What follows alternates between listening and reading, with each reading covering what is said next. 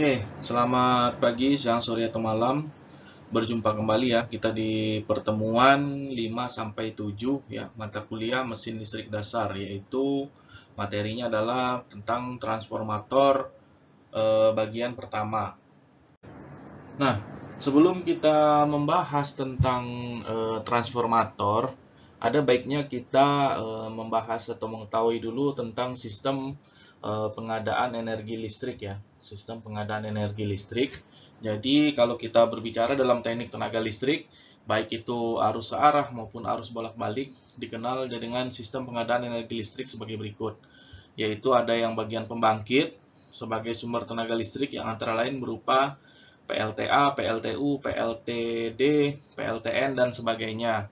Lalu ada bagian transmisi sebagai jaringan untuk menyalurkan tenaga listrik dari pembangkit ke beban atau ke jaringan distribusi, dan distribusi sebagai jaringan yang menyalurkan tenaga listrik ke konsumen atau pemakai. Nah, jadi dalam teknik tenaga listrik itu dikenal menjadi 3 bagian ini. Pasti listrik itu pertama dibangkitkan ya, lalu setelah dibangkitkan tegangannya itu tidak akan mampu ya, tegangan pembangkit itu tidak akan mampu mencapai konsumen tanpa dinaikkan terlebih dahulu, karena jarak dari pembangkit ya, apalagi biasanya pembangkit berupa alami seperti PLTA, itu pasti tempatnya di daerah pegunungan dan terpencil ya, Nah, biasanya seperti itu tuh pasti jauh dari konsumen. Nah, maka supaya menghindari, Anda pasti tahu kalau makin jauh jarak dari jarak listrik disalurkan, maka rugi-ruginya makin besar. Nah, untuk menghindari kehilangan atau rugi-rugi yang sangat besar tersebut, maka kita perlu mentransmisikan tenaga listrik.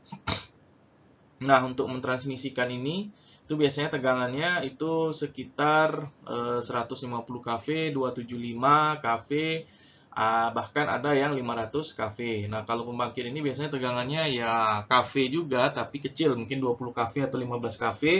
Nah, setelah transmisi, nah sebelum sampai ke konsumen kan tegangan di rumah Anda kan Anda tahu hanya 220 volt kalau untuk satu fasa, sementara untuk 3 fasa itu hanya 380 volt. Nah, tentu harus dikecilin dulu, nggak mungkin tegangan sebesar 150 kV, 275, dan 50 kV itu masuk ke rumah Anda kan. Nah, makanya dikecilkan dulu di yang namanya jaringan distribusi. Nah, seperti ini kira-kira kalau kita gambarkan, ini ada generator, pembangkit, setelah itu ini ada trafo menaik tegangan. Nah, yang sebagian ini nih, itu disebut dengan pembangkit. Nah, lalu ada rel, nah dari sini ada jaringan ya, yang menyalurkan listrik ya, Nah, bagian ini itu adalah bagian transmisi. Lalu diturunkan lagi nih tegangannya. Nah, biasanya kalau distribusi ini tegangannya juga kecil ya, sekitar 15 kV, bahkan ada yang 7 kV gitu ya. Nah, baru diturunkan, baru disalurkan ke konsumen. Nah, di dalam konsumen pun ada trafo-trafo yang membuat tegangan menjadi lebih kecil lagi. Nah, misalnya baru di sini tuh nanti kalau Anda masuk ke konsumen ini ada trafo. Nah, dari trafo ini itu dikecilin lagi menjadi sekitar 220 volt dan 380 volt untuk di 3 fasanya. Nah, seperti ini sistem pengadaan energi listriknya. Nah, kalau tadi kita belajar tentang pengadaan energi listrik ya, sekarang kita akan membahas dan Anda juga harus mengetahui sedikit tentang perubahan energi listrik. Jadi dalam sistem tenaga listrik itu dikenal peralatan yang mengubah energi listrik, baik dari energi listrik menjadi mekanis maupun sebaliknya, ya, dari mekanis menjadi listrik, serta mengubah energi listrik dari rangkaian atau jaringan yang satu menjadi energi listrik yang lain pada rangkaian atau jaringan berikutnya, yang dapat digambarkan seperti ini ya. Yang dapat digambarkan seperti ini. Jadi misalnya ada energi listrik diubah menjadi mekanis. Itu yang dinamakan dengan motor ya. Tapi kalau energi mekanis diubah menjadi energi listrik, itu yang dinamakan dengan generator. Nah, lalu kalau dari energi listrik menjadi energi listrik, misalnya maksudnya energi listrik menjadi energi listrik dari tegangan tinggi menjadi tegangan rendah, misalnya itu trafo. Dari tegangan rendah menjadi tegangan tinggi itu juga dinamakan dengan trafo. Nah, dia akan membentuk semacam segitiga seperti ini ya. Semacam segitiga seperti ini. Sekarang kita bahas tentang peralatan atau piranti pengubah energi. Nah, dalam gambaran pengubah energi yang tadi, yang di atas tadi, Peralatan atau piranti yang dipergunakan secara singkat dapat diterangkan sebagai berikut ya. Jadi ada sebenarnya hanya ada 3 secara umum ya. Secara umum itu hanya ada 3, yaitu generator, motor, dan trafo atau transformator. Nah, generator ini merupakan piranti atau perangkat listrik yang dapat dipergunakan untuk mengubah energi mekanis menjadi energi listrik. Dapat merupakan generator arus arah maupun generator arus bolak-balik. Jadi, yang mengubah energi mekanis menjadi energi listrik itu biasanya generatornya ada di pembangkit ya. Biasanya ada di pembangkit. Nah, inilah yang merupakan sumber dari listrik. Nah, lalu ada motor. Motor ini yaitu piranti atau peralatan yang dapat dipergunakan untuk mengubah energi listrik menjadi energi mekanis. Juga dapat berupa motor arus arah maupun motor arus bolak-balik. Jadi motor ini misalnya motor kayak pompa air gitu ya, pompa air gitu, atau dinamo. Kalau Anda dulu kecil-kecil mungkin hobi main Tamiya ya, dinamo Tamiya. Nah, itu semuanya berupa motor, kipas angin gitu ya. Jadi Anda colok ke listrik lalu Anda pencet sehingga dia berputar dari listrik menjadi mekanis. Lalu ada yang dinamakan dengan trafo ya, ini peralatan atau piranti listrik yang dapat dipergunakan untuk mengubah energi listrik yang satu ke yang lain, di mana tegangannya dapat dinaikkan atau diturunkan oleh piranti ini sesuai dengan kebutuhan. Nah, ini yang trafo ya. Jadi trafo itu gunanya hanya 2, yaitu menaikkan atau menurunkan tegangan untuk berbagai macam keperluan ya. Trafo itu berarti secara garis besar trafo itu sebenarnya dibedakan menjadi 2 macam, yaitu step up dan step down ya. Step up dan step down. Oke, jadi dapat kita tarik kesimpulan ya. Trafo itu atau transformer adalah suatu alat listrik yang dapat memindahkan dan mengubah energi listrik dari satu atau lebih rangkaian listrik ke rangkaian listrik lain melalui suatu gandengan magnet dan berdasarkan prinsip induksi elektromagnetik. Jadi cara dia mengubah energi listrik atau menaikkan menurunkan tegangan itu menggunakan gandengan magnet dan prinsip induksi elektromagnetik. Nah, ini dia sejarah-sejarah trafo atau transformer. Jadi trafo itu sebenarnya sejarahnya sudah cukup panjang ya. Jadi pertama kali dipergunakan atau diperkenalkan itu oleh Michael Faraday yang mendemonstrasikan sebuah koil yang dapat menghasilkan tegangan dari koil lain. Itu pada tahun 1831 atau abad ke-18. Nah, ini masih di abad ke-18 juga. Ada juga Joseph Henry ya yang menemukan bahwa perubahan flux yang cepat dapat menghasilkan tegangan koil yang cukup tinggi. Lalu ada Nicholas Callan yang memodifikasi penemuan Henry dengan 2 koil. Kalau tadi dia 1 koil, kali ini dia 2 koil. Ini tahun 1836. Lalu pada tahun 1850 sampai 1884 baru ada penemuan generator AC dan penggunaan listrik AC. Nah, kalau yang ini tuh masih koil ya, masih listrik sederhana, dan ini sudah mulai ada AC. Lalu pada tahun 1885 ada George Westinghouse dan William Stanley yang mengembangkan transformer berdasarkan generator AC. Lalu tahun 1889 ini sudah akhir-akhir abad ke-18 ini ya. Ada Mikhail Dobrovolsky yang mengembangkan trafo 3 fasa pertama. Jadi sejarah trafo ini sebenarnya sudah panjang ya, sudah dimulai dari awal abad ke-18. Jadi sekarang itu sudah sekitar hampir 3 abad ya, hampir 3 abad. Nah, ini milestone dari trafo tadi ya. Jadi pada tahun setelah yang tadi itu, nah baru kita masuk ke abad 19 dan abad 20. Nah, kalau abad ke-19 itu sekitar tahun 1929 adalah trafo interkoneksi, yaitu dengan rating atau kemampuan sekitar 3,5 megavolt ampere ya, megavolt ampere dengan tegangan dia ini berarti trafo step down ya, dari 100 kV menjadi 27,7 kV. Lalu pada tahun 1933 ditemukan lagi atau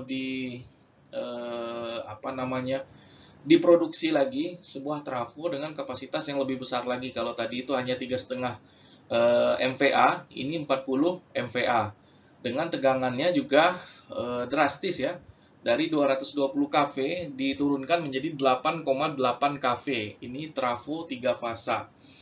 Lalu tahun 1962 ditemukan atau diproduksi lagi trafo yang lebih besar lagi nih kapasitasnya, yaitu sekitar 200 megavolt ampere atau 200 MVA dengan tegangan 220, step down juga 220 ke 20 kV. Ini generator trafo ya. Lalu pada tahun 2001, nah ada yang lebih besar lagi, 245 MVA dari tegangan 765 menjadi 18 kV. Ini trafo generator 3 fasa. Lalu pada tahun 2004, 750 MVA dari tegangan 435 menjadi 21 kV. Transformer generator 3 fasa. Nah, ini bentuk-bentuk trafonya ya. Ini bentuk-bentuk trafonya. Memang kalau ini trafo daya, ini milestone dari trafo daya atau trafo tegangan tinggi. Oke, sekarang kita masuk lebih dalam lagi ke dalam materi trafo ya. Jadi trafo pada umumnya banyak dipergunakan untuk sistem tenaga listrik maupun untuk rangkaian elektronik. Jadi jangan salah ya, trafo itu bukan hanya ada di tegangan tinggi saja, tapi juga dipakai untuk alat elektronika. Dalam sistem tenaga listrik, trafo dipergunakan untuk memindahkan energi dari satu rangkaian listrik ke rangkaian listrik lain ya, sama kayak tadi, tanpa mengubah frekuensinya. Biasanya dia dapat menaikkan atau menurunkan tegangan maupun arus sehingga memungkinkan transmisi ekstra tinggi pemakaian pada transmisi ekstra tinggi maksud saya. Nah, jadi kalau pemakaiannya pada sistem tenaga itu dapat dibagi menjadi 3 ya. Kalau dalam listrik yang sering kita pakai sekarang ini, itu adalah trafo penaik tegangan atau step up atau disebut dengan trafo daya untuk menaikkan tegangan pembangkit menjadi tegangan transmisi. Nah, ini biasanya di sisi pembangkit ini, di sisi pembangkit mau ke saluran transmisi. Lalu ada trafo penurun tegangan atau step down yang dapat disebut dengan trafo distribusi. Ingat ya, trafo penaik itu biasanya disebut dengan trafo daya, trafo penurun itu disebut dengan trafo distribusi, menurunkan tegangan transmisi menjadi tegangan distribusi. Jadi kalau dari gambar yang awal-awal tadi, itu trafo step down ini dia ada di dekat-dekat dengan saluran distribusi yang berasal dari saluran transmisi. Lalu ada trafo instrumen. Nah, trafo instrumen ini biasanya untuk pengukuran ya. Ya kan? Anda kan walaupun tegangan tinggi, Anda harus bisa juga memantau berapa arus dan berapa tegangan dalam saluran transmisi. Nah, jangan Anda pikir cara mengukur arus dan tegangan di saluran transmisi yang dimana tegangannya sangat tinggi, mulai dari 150 kV sampai 500 kV, bahkan sekarang ada 1000 kV, itu seperti Anda mengukur tegangan di elektronika yang Anda tinggal colok alat ukur. Enggak. Jadi untuk mengukur tegangan di saluran transmisi di mana tegangannya sangat tinggi, itu kita memakai trafo instrumen. Jadi trafo itu dia diturunkan dulu tegangan yang di saluran transmisi atau di saluran yang sangat tinggi tersebut menjadi tegangan kecil yang dapat diukur dan dihandle oleh alat ukur. Nah, ini yang digunakan dengan trafo instrumen. Ya, trafo instrumen. Biasanya ada CT dan PT. CT itu current transformer atau trafo arus, dan PT itu adalah potensial transformer atau trafo tegangan. Nah, trafo pada sistem tenaga untuk kapasitas besar dapat dihubungkan dengan 3 fasa, dan untuk kapasitas kecil 1 fasa. Jadi biasanya trafo 3 fasa itu dengan kapasitas besar ya, dan trafo 1 fasa itu dengan kapasitas kecil. Nah, dalam rangkaian elektronik, trafo digunakan sebagai gandengan impedans antara sumber dan beban yang memisahkan satu rangkaian dari rangkaian lain dan dapat menghambat arus searah sambil melakukan arus bolak-balik yang dayanya juga cukup kecil gitu ya. Nah, ini daya-daya nominal pada 50 Hz ya, biasanya frekuensi dari listrik itu adalah 50 Hz. Itu biasanya dalam kilovolt ampere ya, atau dalam kVA. Ini trafo-trafo 3 fasa biasanya mulai dari 5, 10, 20, 30, 50, 75 sampai 10.000 dan seterusnya. Sementara untuk trafo 1 fasa itu biasanya dari 1 kVA sampai 70 kVA. Lalu untuk normalisasi tegangan 125 volt, 220, 380 dan 500 volt untuk tegangan rendah, dan 3 kV, 5 kV, 6 kV, 10 kV sampai 380 kV untuk tegangan tinggi. Nah, data tersebut merupakan nilai nominal dari daya, tegangan, frekuensi, dan trafo distribusi menurut VDE ya. Nah, ini simbol-simbol trafo yang ada di gambar jaringan ya, yang di gambar jaringan secara umum bisa seperti ini dan bisa seperti ini. Nah, kalau misalnya trafo ini biasanya trafo 1 fasa ya, yang ini nih trafo 1 fasa. Nah, untuk trafo 3 fasa itu tergantung jenis belitan. Kalau yang kayak gini kan berarti ini Y delta ya. Belitan Y delta. Kalau yang seperti ini Y delta juga ya. Ini gambar delta yang digambar secara cara lain gitu ya. Ini Y delta juga. Ini sama ini tuh sama nih. Ini sama ini tuh sama. Coba Anda tarik garisnya kalau nggak percaya ya. Ini bisa Anda tarik ke sini, ini ke sini, dan ini ke sini. Ini jadi Y. Kalau ini dia menjadi delta. Nah, ini untuk simbol trafo 3 fasa. Nah, kalau Anda lihat konstruksi dari trafo ya, secara sederhana seperti gambar di bawah ini ya. Jadi trafo itu ada yang dinamakan dengan inti, lalu ada yang dinamakan dengan bulatan, lalu ada yang belitan maksudnya ya. Ada yang dinamakan dengan belitan, ada yang dinamakan dengan sistem pendingin ya untuk daya-daya yang besar, dan ada yang dinamakan dengan bushing. Jadi kalau inti dari trafo biasanya terbuat dari lembaran-lembaran plat besi lunak atau baja silikon yang diklaim menjadi satu. Jadi ini tuh lembaran-lembaran plat besi lunak atau baja silikon yang diklaim menjadi satu. Lalu belitan dibuat dari lembaga yang cara membelitkannya pada inti dapat konsentris atau spiral. Jadi cara mengenai kayak gini nih, di spiralin ya, dibalut istilahnya itu. Lalu ada sistem pendingin ya, biasanya fan. Lalu kalau trafo-trafo daya yang besar itu biasanya minyak trafo pendinginnya. Lalu ada bushing untuk menghubungkan rangkaian dalam trafo dengan rangkaian luar. Nah, ada antara inti dan belitan akan memberikan dua jenis trafo. Jadi kalau misalnya kita bicara inti dan belitan, nah nanti akan ada dua jenis lagi nih, Ada yang nama dengan inti, jenis inti core type, yaitu belitan yang mengelilingi inti, ya. Belitan yang mengelilingi inti, ini Anda lihat nih. Ini belitannya di sini, lalu di sini dia mengelilingi inti. Lalu ada jenis cangkang atau jenis shell ya. Kalau tadi jenis inti atau core type, yang ini tipe cangkang, atau ada juga orang yang menyebutnya dengan nama shell, yaitu inti mengelilingi belitan. Inti yang mengelilingi belitan. Jadi kalau ada seperti ini di tengah-tengahnya, nanti belitannya di sini. Nah, itu beda antara tipe cangkang dan tipe core. Nah, ini prinsip kerja trafo ya. Prinsip kerja trafo lanjutan, yaitu trafo bekerja berdasarkan induksi elektromagnet. Nah, untuk memahami induksi elektromagnet itu, Anda bisa lihat gambar 4.3 berikut. Jadi ini ada trafo yang kita anggap di trafo ideal. Trafo ideal itu artinya trafo ini tidak ada rugi-rugi ya. Jadi sisi belitannya ada sisi belitan X1 dan X2, yaitu sisi tegangan rendah, dan sisi belitan H1 dan H2 adalah sisi tegangan tinggi. Jadi X1 dan X2 itu adalah sisi tegangan rendah, dan H1 H2 berarti ini adalah sisi tegangan tinggi. Jadi kalau dilihat dari bentuk dan prinsip kerjanya, ini adalah trafo penaik tegangan ya. Sumbernya adalah tegangan rendah, dan satunya lagi adalah tegangan tinggi. Nah, bila salah satu sisi baik tegangan tinggi maupun tegangan rendah dihubungkan dengan sumber tegangan bolak-balik, maka sisi tersebut disebut sebagai sisi primer. Sedangkan sisi yang dihubungkan dengan beban disebut sisi sekunder. Oh, berarti bukan seperti yang tadi saya cerita ya, maaf ya. Jadi, manapun yang dihubungkan terhadap, kalau dari gambar sih ya, maksud saya kalau dari gambar dia ini adalah step up ya, karena sumbernya, dan ini adalah bebannya. Tapi sebenarnya ini bisa dibalik ya, manapun yang dibebankan dengan sumber. Nah, kalau misalnya di sini yang diberikan sumber, maka di sini yang diberikan beban. Nah, ini namanya trafo step down ya, dari tegangan tinggi ke tegangan rendah. Tapi kalau dari sini ke sini, itu namanya step up. Nah, sisi belitan X1, X2 kalau dihubungkan dengan sumber ya, kayak di gambar ini, sebesar V1 atau bisa disebut dengan V primer, maka flux bolak-balik akan dibangkitkan pada inti sebesar theta milimeter atau sebesar theta megawatt ya.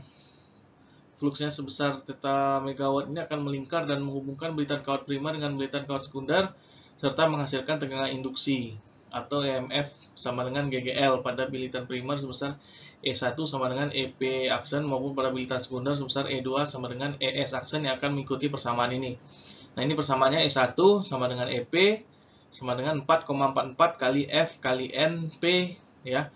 Dimana ini adalah belitan ya, N ini ya, dan theta mm kali 10 pangkat 8 volt, atau nih 4,44 kali F kali N P kali theta megawatt volt. Ini untuk sisi E1-nya atau E primernya, dan ini untuk sisi E2-nya atau E sekundernya. Ini rumusnya hampir sama. Nah, di mana tadi E1 itu ya, E1 itu adalah EMF atau GGL ya, atau tegangan induksi yang dibangkitkan pada belitan primer. Lalu E2 ini adalah EMF atau GGL tegangan induksi yang dibangkitkan pada belitan sekunder. Kalau N1 sama dengan NP banyak lilitan pada sisi primer, dan N2 sama dengan NS banyak lilitan pada sisi sekunder. Kalau theta MM adalah flux maksimum dalam besarannya itu adalah Maxwell ya. Kalau theta MW adalah flux maksimum dalam besaran Weber ya. Kalau F itu adalah frekuensi arus dan tegangan sistem, V1 sama dengan Vp tegangan yang masuk di primer, dan V2 sama dengan Vs tegangan sekunder ke beban. Di mana flux maksimumnya dalam besaran Maxwell dan flux maksimum dalam besaran Weber hubungannya akan mengikuti persamaan berikut. Jadi dalam bentuk Maxwell dan dalam bentuk Weber sama dengan BM dikali A ya. BM itu adalah kerapatan flux maksimum, dan A itu adalah luas penampang inti dalam meter kubik. Nah, untuk trafo ideal berlaku persamaan ini. Kalau untuk trafo ideal V1 sama dengan E1 sama dengan Vp sama dengan EP, dan V2 sama dengan E2 sama dengan Vs sama dengan ES. Ini untuk trafo ideal ya. Tapi kalau trafonya tidak ideal, ini tidak akan berlaku seperti ini. Ini contoh 41 ya. Contoh 41, suatu trafo ideal 60 Hz ya. Jadi frekuensi 60 Hz dengan belitan primer, dia mempunyai jumlah lilitan sebanyak 4800. Nah, diberi tegangan dari sumber sebesar 2300 volt. Nah, Anda disuruh hitung flux dalam Maxwell dan lilitan sekunder bila tegangannya 230 volt ya, tegangan sekundernya. Nah, ini Anda bisa hitung untuk yang bagian A. Anda disuruh cari flux dalam Maxwell, berarti Anda pakai rumus yang V1 sama dengan E1 sama dengan 4,44 kali F kali NP kali theta Maxwell ya, atau flux Maxwell kali 10⁻⁸ volt. Ini rumus yang di depan tadi ya, yang di depan tadi. Nah, dengan diketahui nilai V1 sama dengan E1 karena ini trafo ideal ya. Di sini dijelaskan bahwa ini trafo ideal sehingga V1 nilainya sama dengan E1 yaitu 2300 volt. Jadi trafo ideal itu dia trafo yang tidak punya rugi-rugi. Lalu N1 atau belitan primer itu jumlahnya 4800 dengan frekuensi 60 Hz. Jadi tinggal Anda masukkan E1-nya tadi 2300, 4,44 ini tetapan ya. Lalu ini frekuensi 60 Hz.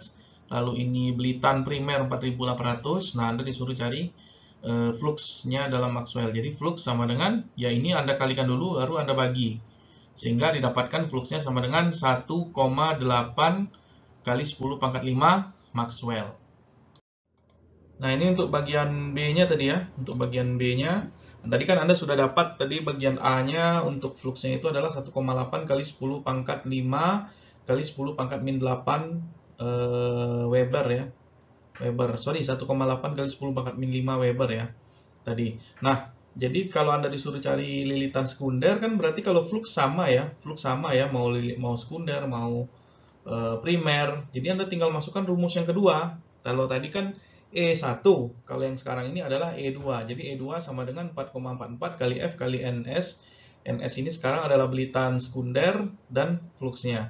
Yang dicari kan adalah belitan atau lilitan sekundernya. Ya, tinggal ini Anda kalikan dulu yang ini 4,4 kali 60 kali 1,8 kali 10⁻⁸ Anda bagi dengan 230 sehingga dapat lilitannya adalah 480 lilitan. Jadi untuk sekundernya adalah 4800 lilitan. Nah, sekarang ini kita akan masuk ke persamaan-persamaan perbandingan transformasi ya. Jadi dari persamaan tadi 41 dan 42 didapatkan perbandingan EMF pada belitan primer tadi ya. Pada belitan primer. Jadi kalau di tadi 41 itu adalah persamaan E1 tadi ya. Adalah persamaan tadi E1 sama dengan EP sama dengan 4,4 yang tadi kita bahas di contoh soal, saya tulis lah ya. 41 itu jadi adalah E1 sama dengan EP sama dengan 4,44 ya kali F kali belitan primernya kali flux dalam bentuk Maxwell ya, dalam bentuk Maxwell mm ya, flux dalam bentuk Nah, ini untuk yang 41. Kalau 42 ya kebalikannya saja, bukan kebalikan. Yang satu laginya saja, yaitu E2, rumusnya sama dengan ini gitu. Nah, sehingga Anda bisa mendapatkan lagi persamaan 45 dan 46 di mana E1 sama dengan bagi E2 ya, sama dengan N1 bagi N2 sama dengan A ya. Lalu sama juga untuk yang lain, E1 bagi E2 sama dengan V1. Kalau ini perbandingan E1 banding E2 itu sama dengan perbandingan lilitan sama dengan A. Kali ini juga sama, perbandingan E1 E2 sama dengan perbandingan tegangan di kedua sisi sama dengan perbandingan lilitan sama dengan A. Nah, jika rugi-rugi trafo tidak diperhitungkan dan efisiensi dianggap 100%, atau dengan kata lain ini adalah trafo ideal, maka E1 kali I1 kali PF ya, PF atau power factor atau faktor daya dikali min E2 dikali I2 dikali PF2. Sehingga secara faktis faktor dayanya itu atau faktor daya primer atau PF1 sama dengan faktor daya sekunder atau PF2. Sehingga E1 kali E2 sama dengan E2 kali I2 gitu ya. Atau perbandingan E1 per E2 sama dengan I2 per I1 sama dengan A. Nah, ini perbandingan transformasinya. Nah, ini contoh soal 43 ya. Suatu trafo ideal satu fasa mempunyai 200 lilitan pada belitan primer dan 100 lilitan pada belitan sekunder. Jika belitan primer dihubungkan dengan sumber sebesar 200 volt dan arus beban sekunder 20 ampere, maka Anda disuruh hitung arus primer dan tegangan sekunder. Nah, ini sederhana ya. Sederhana ya, kalau dia trafo ideal kan ingat ya. Jadi N1 bagi N2 sama dengan A. A itu adalah perbandingan transformasi tadi ya, perbandingan transformasi. Jadi yang Anda ketahui adalah N1-nya 200 lilitan, N2-nya 100 lilitan, atau belitan di sisi primernya 200 lilitan dan lilitan di sisi sekundernya 100 lilitan, di mana tegangannya itu 200 volt dan arus tegangan primer maksud saya ya 200 volt dan arus sekundernya kok I2-nya ampere ini. Arus sekunder atau arus beban adalah 20 ampere. Ini lupa dia ngitung ya. Lupa dia naruh angkanya. Ini 20 ampere. Ini 20 ampere ya. Di sini. Nah, 20 ampere. Sehingga Anda tinggal masukkan aja perbandingan transformasi. Anda cari dulu perbandingan transformasi apa yang diketahui. Yang diketahui kan N1 banding N2 ya. Berarti 200 banding 100 itu sama dengan perbandingan transformasinya adalah 2. Nah, dari perbandingan transformasi 2 ini berarti Anda baru bisa mencari arus primer, sementara arus sekundernya Anda ketahui kan. Berarti kan tadi rumusnya I2 dibanding dengan I1 sama dengan A, atau perbandingan transformasi, sehingga 20 dibagi I1 yang dicari itu sama dengan 2, sehingga I1 itu ya tinggal ini pindah ke sini ya. Ini pindah ke sini, lalu ini pindah ke sini, sehingga I1 itu adalah 20 bagi 2 adalah 10 ampere. Nah, lalu kalau Anda disuruh nyari tegangan sekunder. Tegangan sekunder ya perbandingan lagi E2 banding E1 sama dengan A gitu ya. E1 banding E2 maksud saya adalah A, sehingga ini bisa ditulis seperti ini, sehingga ini 200 bagi 2 sama dengan 100 volt. Nah, kalau kita berbicara tentang kondisi trafo secara praktis, itu trafo yang dibahas sebelumnya adalah trafo ideal ya, tetapi secara praktis tentu saja tidak ada yang namanya trafo ideal. Trafo ideal itu tidak ada rugi-rugi ya, pasti semuanya ada rugi-rugi ya, pasti semuanya ada rugi-rugi. Jadi trafo ideal itu hanya ada di dalam pembelajaran saja. Di dunia nyata yang namanya trafo ideal itu tidak ada. Nah, jadi kalau secara praktis trafo itu pasti memiliki resistan dan reaktans bocor ya.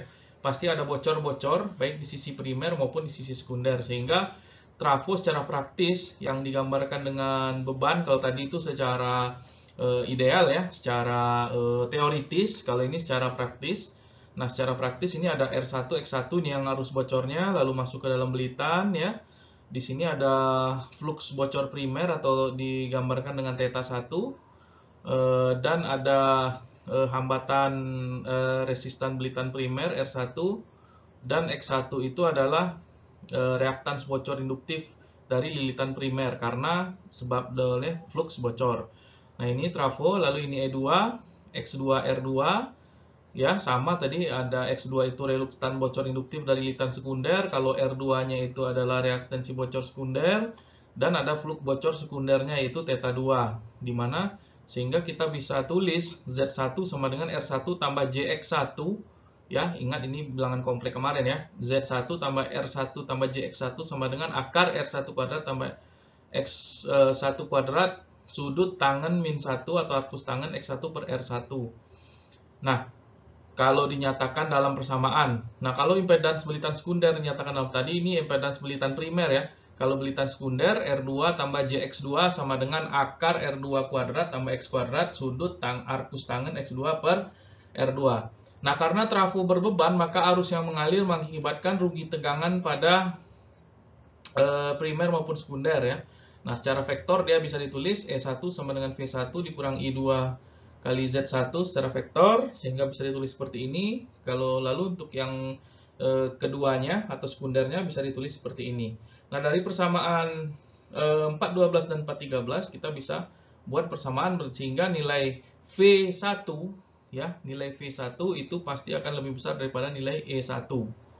Berarti nilai tegangan yang masuk ke dalam trafo pasti akan besar daripada nilai E-nya. Ya, nilai E-nya atau nilai yang di dalam trafonya ini, karena sudah dikurangi dengan R1 X1 dan flux bocor. Sama juga E2 ini pasti lebih besar daripada nilai tegangan yang keluar di ujung trafonya. Jadi ada dua kali rugi-rugi ya dalam trafo ini kalau dia kondisi secara praktis. Seperti itu ya. Oke, kita masuk ke contoh soal yang lain ya. Contoh soal 45.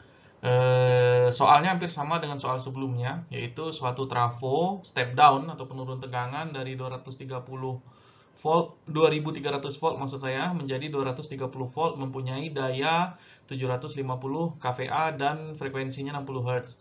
Resistance dan reaktans dari belitannya yaitu R1-nya atau resistance di sisi primer yaitu 0,093 ohm, dan reaktansinya X1-nya yaitu 0,280 ohm untuk sisi primer. Nah, untuk sisi sekunder itu untuk resistansinya adalah 0,093 ohm dan reaktansnya atau reaktansinya itu adalah 0,0028 ohm. Nah, trafo ini bekerja dengan beban penuh, artinya trafo ini dibebani penuh dengan daya maksimal adalah 750 kVA tadi ya. Nah, maka Anda disuruh hitung pertama arus primer dan sekunder, lalu impedansi belitan primer dan sekunder, lalu jatuh tegangan pada belitan primer dan sekunder, lalu tegangan induksi pada belitan primer dan sekunder, lalu perbandingan transformasi dan perbandingan transformasi tegangan. Nah, untuk yang bagian A, arus primer dan sekunder, jadi kalau Anda mungkin ingat ya, rumus dasar daya itu P sama dengan V dikali I. Nah, sementara di sini P-nya adalah 750 kVA tadi ya, 750 kVA tadi.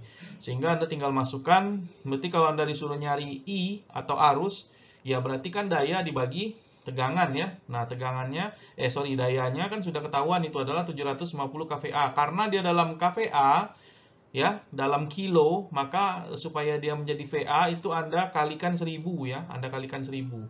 Nah, lalu tegangannya itu tegangan di sisi primer yaitu 2300. Jadi Anda bagi aja 700, tadi kan 750 ya, 750 Anda kali 1000 yaitu 750.000 dibagi 2300 sehingga Anda dapat arus primernya adalah 326,1 ampere. Nah, untuk arus sekunder sama kayak tadi, rumusnya sama. I2 berarti kVA dibagi V2 ya.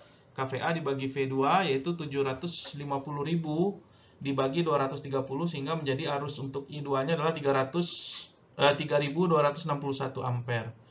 Nah, untuk impedansi belitan primer dan sekunder. Nah, ini pakai persamaan berapa tadi ya? Persamaan sebelumnya ya, persamaan 410 ya.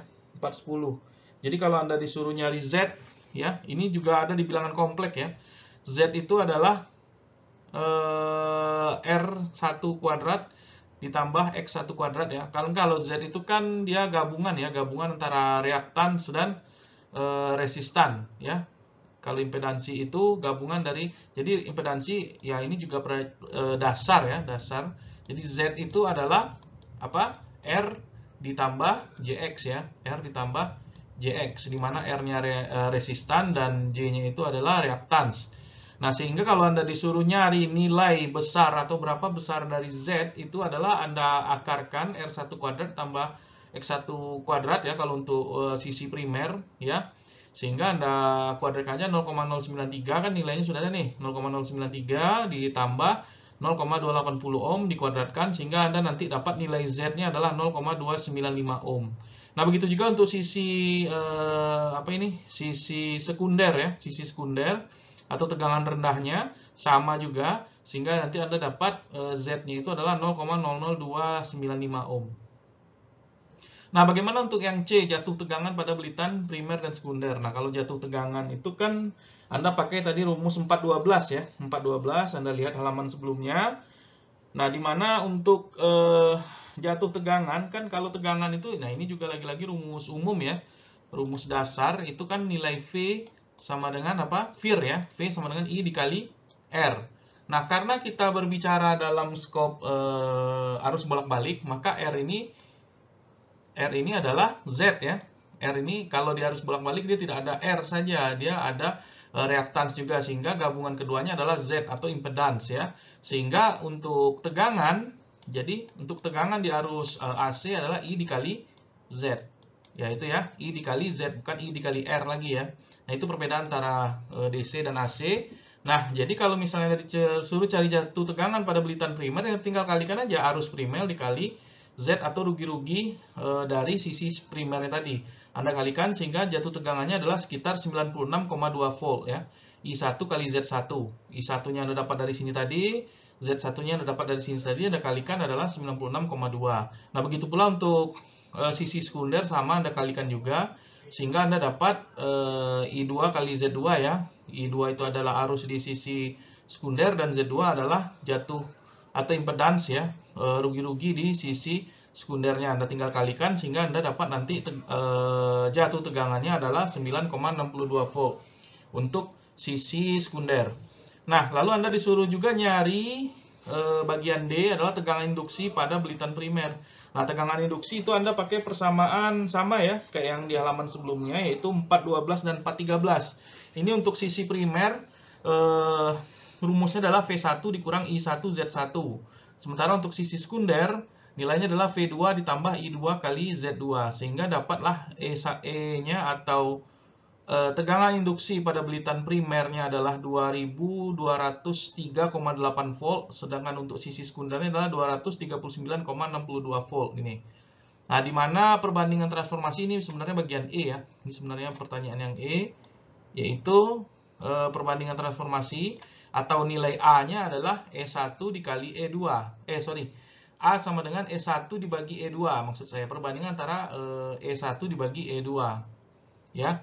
Nah, sehingga Anda dapatkan kalau secara tegangan induksinya ya, yaitu 9,198. Nah, bagaimana perbandingan transformasi tegangan? Kalau di atas kertas dia trafo ideal, seharusnya dia A-nya atau perbandingan transformasinya adalah 10. Dari sini Anda sudah bisa lihat kan ada rugi-rugi sekitar hampir 1 ya, nilainya hampir 1, 0,9an ya, 0,89 sekian, hampir 1 ini rugi-ruginya. Nah, ini adalah kondisi trafo yang secara praktis ya, bukan secara teoritis. Tadi kalau kita bicara secara teoritis, tadi nilai A itu sama semua ya. Nilai A itu tidak ada rugi-rugi di situ. Tapi kalau kita bicara secara praktis, pasti ada rugi-rugi di dalamnya, gitu. Nah, kalau kita bicara rangkaian trafo tadi ya, rangkaian trafo, jadi kan ada sebuah gambar tadi di gambar 44, gambar trafo secara praktis dengan beban ya, gambar 44 tadi itu bisa Anda buat kalau secara listrik ya, atau secara rangkaian listriknya, Anda bisa buat seperti gambar 45 ini. Kalau tadi gambar 44 kan secara fisik ya, ada di situ gambar inti besi, Ya, kalau di sini kan sudah tidak ada lagi inti besi digantikan dengan gambar ini gitu ya. Nah, sehingga kalau trafo pada gambar 44 ini digambarkan rangkaian listriknya, ini digambarkan secara rangkaian listriknya, maka gambarnya dari gambar 44 tadi menjadi seperti ini gitu ya. Ini adalah sisi primernya ya, dan ini adalah sisi sekundernya. Nah, arus beban 0 disimulasikan dengan induktans murni atau X0 ya, dengan arus magnetisasi I ya, I mu ya, dan reaktans non induktif R0 dengan komponen arus I omega yang diparalel menyilang pada rangkaian primer ya, di mana nilai induktans murni itu dirumuskan dengan X0 ya per sama dengan E1 dibagi I atau arus magnetisasi, dan R0-nya ya, R0-nya itu reaktans non induktifnya itu adalah E1 dibagi I komponen arus ya yang diparalel I omeganya tadi ya. Nah, untuk membuat perhitungan rangkaian trafo pada gambar 45, dia tuh harus ini kalau gambar secara umum ya. Secara umum dia belum dibawakan kemana-mana. Nah, supaya kita mempermudah perhitungan, maka gambar trafo itu bisa dibawakan ke sisi primernya atau dibawakan ke sisi sekundernya. Anda pilih salah satu, bebas saja sebenarnya. Bisa dibawakan ke sisi primer atau dibawakan ke sisi sekunder. Nah, gambar 46 ini, jadi rangkaian ini tuh ditransfer atau dipindahkan ke sisi primer. Jadi rangkaian itu dipindahkan ke sebelah kiri semuanya. Semuanya ini dipindahkan ke sebelah kiri, sehingga gambar rangkaian listriknya itu menjadi seperti ini. Nah, sehingga harga besarannya itu akan mengikuti persamaan ini. Ya, jadi R2 aksen sama dengan A kuadrat R2, lalu B untuk X2 aksen sama dengan A2, A kuadrat maksud saya per X2. Ingat ya, kalau A ini adalah perbandingan transformasi ya, perbandingan transformasi tadi seperti di persamaan sebelum-sebelumnya.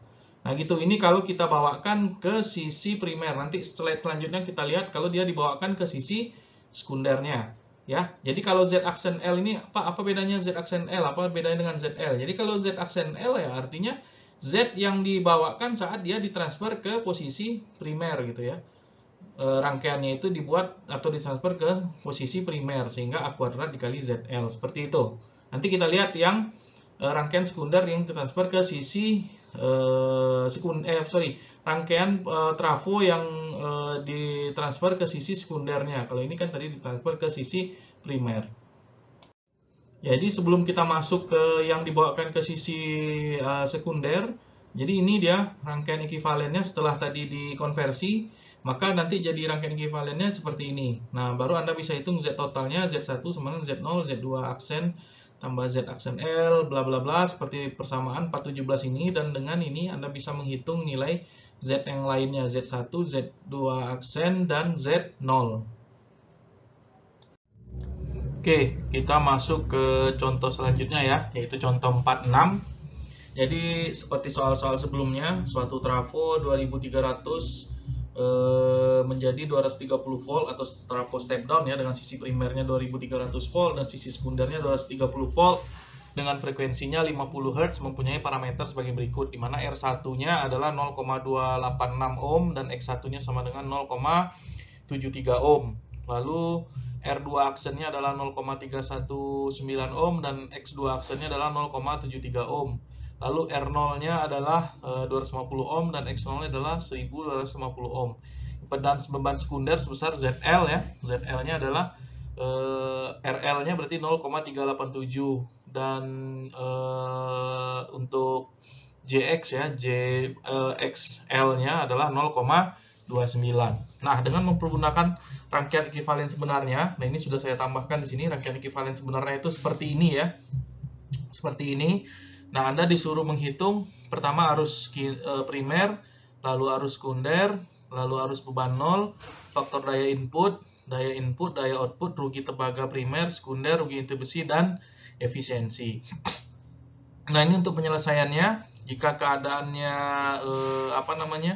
jika dalam kondisi ideal, maka A-nya ya, atau perbandingan transformasinya adalah 2300 bagi 230 sama dengan 10, dengan ZL-nya adalah 0,387 tambah J 0,29. Lalu Anda bisa menghitung Z aksen L-nya ya. Z aksen L-nya menggunakan persamaan yaitu A kuadrat ZL yaitu 100, A kuadratnya tadi 100 ya, karena 10 kali 10. ZL-nya adalah nih 0,387 kali J 0,39, sehingga didapatlah ZL-nya adalah 38,7 tambah J29. Nah, diubah ke dalam bentuk lain ya. Bentuk lain atau bentuk rektangular adalah 48,7.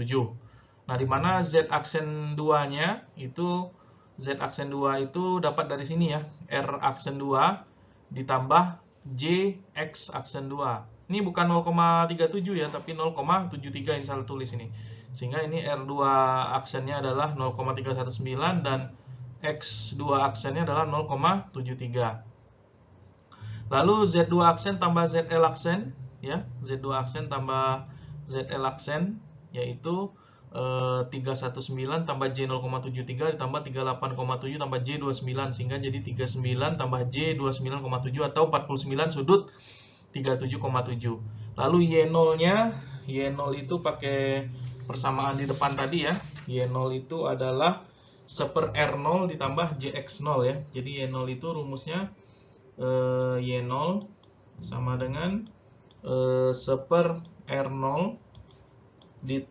dikurang J1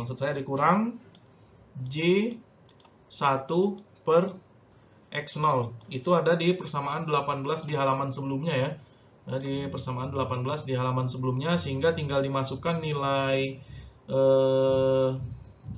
R0-nya 1 per R0-nya 250, berarti 1 per 250 itu adalah mana tadi? 1 per 250 itu adalah 0,004 dikurang J1 per 1250 itu adalah 0,0008, sehingga Y0-nya jadi ini ya. Kita hapus dulu biar ada muat tempat untuk nulis-nulis lagi. Nah, sehingga Y0-nya jadi itu, sehingga lalu Anda disuruh mencari Z0 ya. Bukan disuruh mencari, jadi Anda perlu mencari juga Z0. Nah, Z0 itu adalah 1 per Y0, ini aja 1 per ini. Sehingga jadinya 240 tambah J 48. Nah, kalau dibawakan ke bentuk ini yaitu 245 sudut 11,3. Lalu Anda tinggal menjumlahkan Z0 ditambah Z aksen 2 ya, Z2 aksen ini. Ini Z0 ditambah Z2 aksen ditambah ZL aksen, itu Anda jumlahin semua ya, 39, ini tadi yang Z2 aksen tambah ZL aksen ini ditambah 240 tambah J8. Jadi 290 sudut 15,6. Nah, lalu pertama baru Anda bisa masuk ke arus primernya.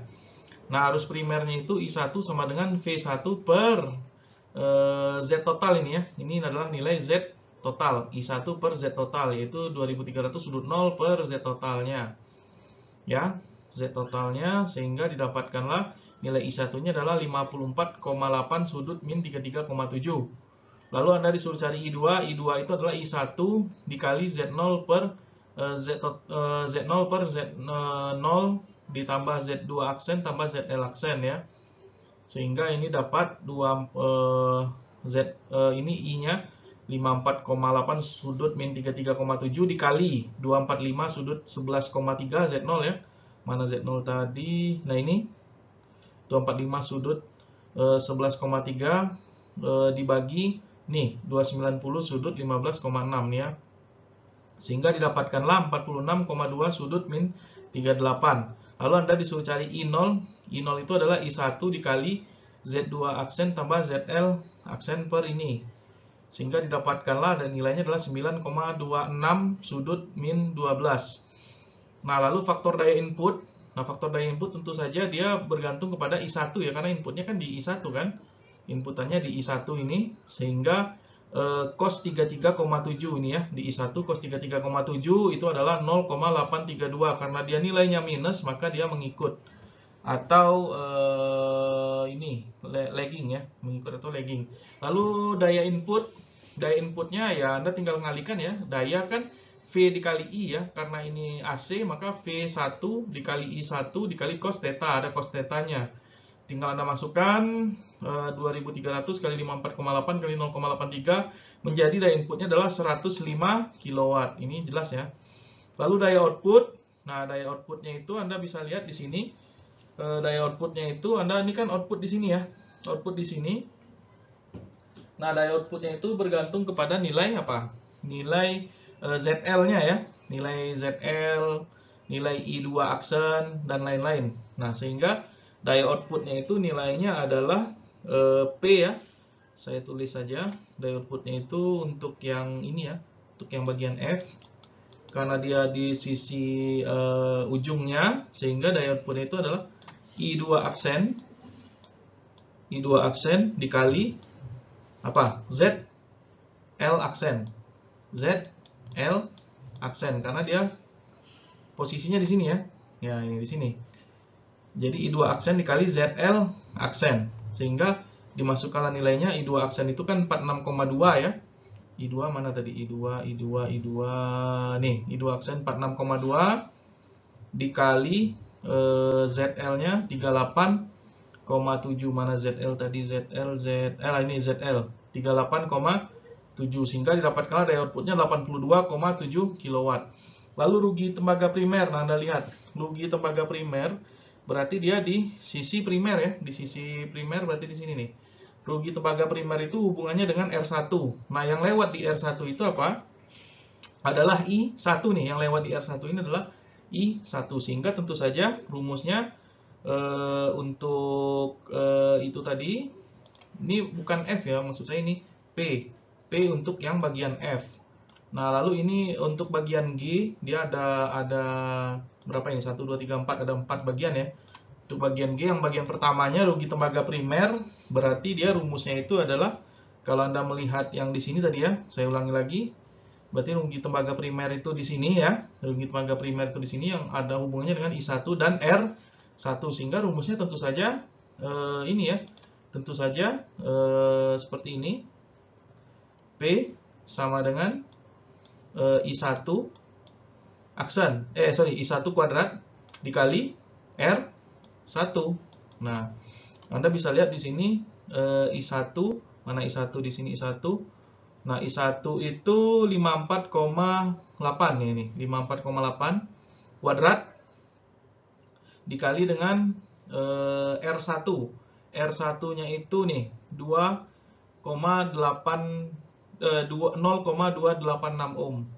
Jadi Anda dapatlah nilai rugi tembaga primernya adalah 860 watt. Nah, kalau rugi tembaga sekunder ya kebalikannya ya di sisi sebelah kanannya gitu ya, di sisi sebelah kanannya di mana nilai I-nya itu nih.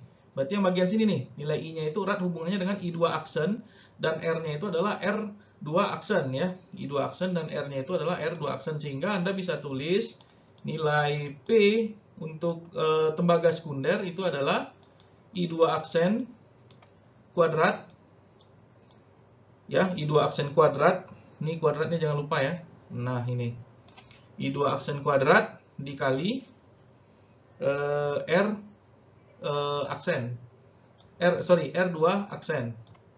Karena dia kembali lagi dia di sisi sini ya, di sisi sini nih. Nah, sehingga ini Anda masukkan I2 aksennya itu tadi mana I2 aksen. Nah, ini I2 aksen itu kan 46,2 ya, nilainya 46,2 kuadrat. Anda kalikan dengan nilai R2 aksen. Mana R2 aksen? Anda kalikan dengan ya ini, nilai R2 aksen. R2 aksen 0,319 nih. Sehingga 680 watt. Lalu rugi inti, nah inti itu di sini nih. Inti itu di sini. Nah, rugi inti itu di sini. Nah, kalau untuk rugi inti berarti erat hubungannya dengan apa? Kalau Anda lihat gambarnya berarti erat hubungannya dengan I0 dan R0. Berarti P sama dengan I0 kuadrat dikali apa? R0. Nah, I0 dikali R0. Nah, sini jadi Anda bisa lihat I0-nya itu mana di sini I0? Ini I0 ya. I0-nya itu adalah 9,26 ampere kuadrat ya, dikali dengan R0. Mana di sini R0? Ini R0 250 ya, dikali dengan R0 250 sehingga dapat 20,6 kW. Nah, ini rugi-ruginya semuanya. Ini rugi-rugi semuanya ya, rugi-rugi tembaga, sekunder, primer sehingga kalau dijumlahin efisiensinya arus outputnya itu hanya 82,7 ya. Daya outputnya ini ya, dari sini ya. Dari sini 82,7 kan. Kalau efisiensi itu rumusnya efisiensi ya, efisiensi itu rumusnya apa? Sama dengan daya output ya, daya output dibagi dengan daya input dikali 100%. Sehingga Anda tinggal masukkan angkanya ya. Anda tinggal masukkan angkanya 82,6 daya outputnya dibagi dengan daya inputnya 105 dikali 100%, sehingga efisiensinya dapatlah 78,8% ya. Ini efisiensinya. Nah, ini untuk soal 4.6. Oke, jadi setelah kita mengerjakan contoh soal tadi ya, jadi sebenarnya penyelesaian soal trafo dengan mempergunakan rangkaian ekuivalen itu sangat memerlukan ketelitian ya, sehingga lebih mudah bila dipergunakan rangkaian ekuivalen pendekatan, di mana rangkaian penguat pada gambar 47 tadi ya, gambar yang sebenarnya dari transformator tadi, dipindahkan ke rangkaian terminal primer seperti gambar berikut. Ya, jadi ini dibawakan ke terminal primer. Ya, jadi rangkaian ekivalennya tersebut masih dapat disederhanakan bila arus beban nolnya cukup kecil sehingga dapat diabaikan. Jadi kalau I0-nya ini cukup kecil dan bisa diabaikan, ini tuh hilang ya. Ini tuh hilang sehingga dia jadinya seperti ini aja gambarnya. Nah, ini persamaan-persamaannya ya. Persamaan-persamaannya ada persamaan 419, 420, 421, 422, 423 dan 424. Tinggal Anda pause saja video ini sehingga bisa Anda catat ya, dari 419, 420, 421, 422 dan 423. Jadi parameter rangkaian trafo yang mengikuti persamaan ini, rangkaian ekuivalen dari trafo dengan mengabaikan arus beban nol ya. Kalau ini dengan mengabaikan arus beban nol. Ini sampai 424. Nah, jadi sebaliknya juga bila parameter trafo dipindahkan atau berdasarkan atau dilihat dari sisi sekunder, kalau tadi sisi primer ya. Nah, kalau dari sisi sekunder dia akan ini persamaannya. Persamaannya akan seperti ini. Jika sama, silakan Anda pause video ini dan Anda catat persamaan-persamaannya. Ya. Silakan di-pause dan dicatat. Saya hitung sampai 5. 1 2 3 4 5. Oke. Nah, demikian materi kita untuk pertemuan dari 5 sampai 7 ya. Setelah ini kita akan melakukan UTS, setelah itu baru kita sambung nanti dari pertemuan ke-9 sampai ke-11 di slide selanjutnya. Terima kasih atas perhatiannya. Selamat pagi, siang, sore, atau malam.